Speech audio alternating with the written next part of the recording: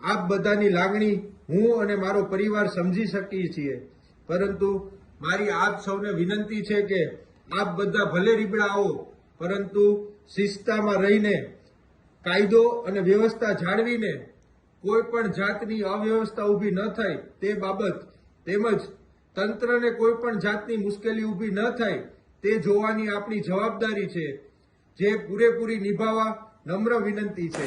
હું તમને સ્પષ્ટતા કરવા માંગુ છું કે અમારો પરિવાર કોર્ટના નિર્ણયને શિરોમાન્ય ગણે છે।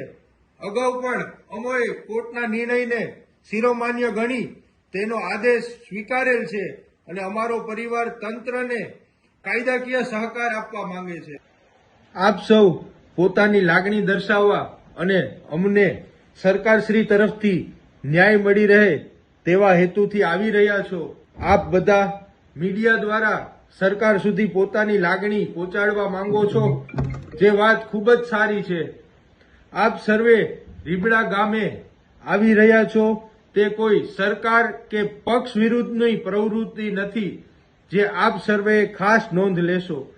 આપ સર્વેને ફરીથી વિનંતી કે કાયદો અને વ્યવસ્થા જળવાઈ રહે અને કોઈ પણ જાતની અવ્યવસ્થા ઊભી ન થાય અને તંત્રને સહકાર આપવા મારી નમ્ર વિનંતી છે।